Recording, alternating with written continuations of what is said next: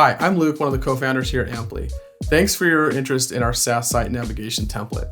Before I dive into the 3 types of navigation that we've included in the template, I wanted to cover a few things that make a successful and really great SaaS site navigation, in our opinion, as people who do this all day long.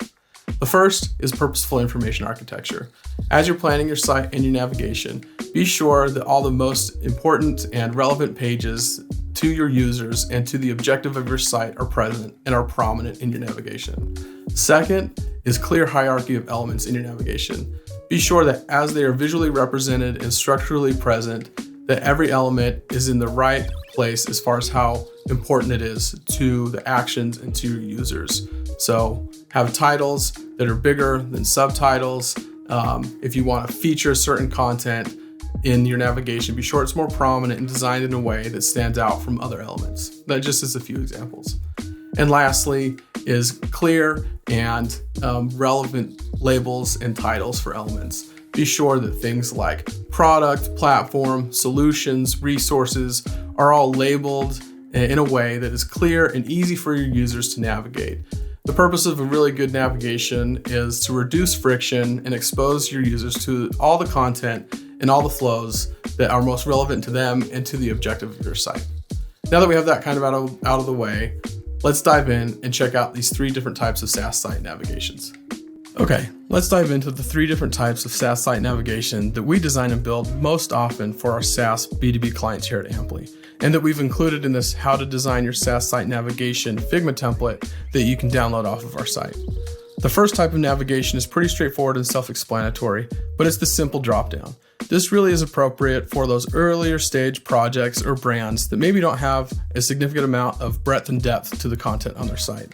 With these simple dropdowns, you can include, a handful, 3 to 5 items under each of the dropdowns that get your users to the right place on your site. A good example of this that we'd like to share is Pathlight. They're a former client of ours that we designed this simple dropdown for, with some really nice kind of tasteful icons that allows the user to get in and get to the content that they need quickly. Moving on to probably the most common and ubiquitous type of navigation that you see on a lot of SaaS sites is the fat navigation.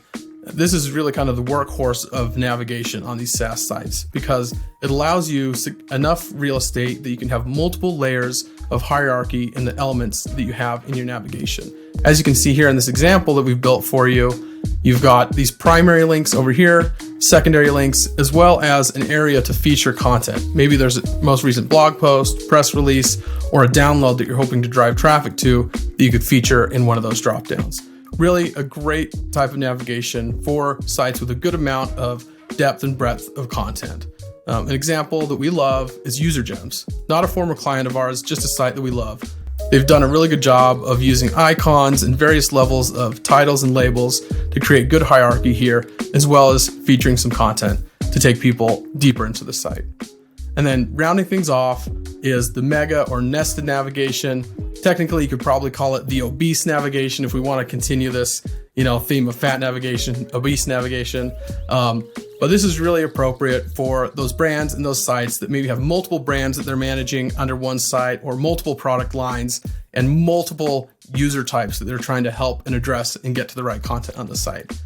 There are some caveats and maybe some pitfalls to avoid when designing a mega navigation or nested navigation, just because there is so much information architecture and so many different flows that you need to account for. So we recommend this when appropriate, when there's a business case for it and there's a brand that really has that much content and that many user flows that they need to get to it.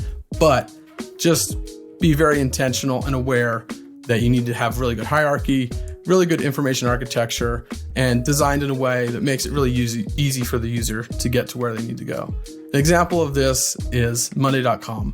They do have multiple product lines, lots of use cases that they're trying to address. And so they've used a nested or mega navigation to get their users to the right content quickly.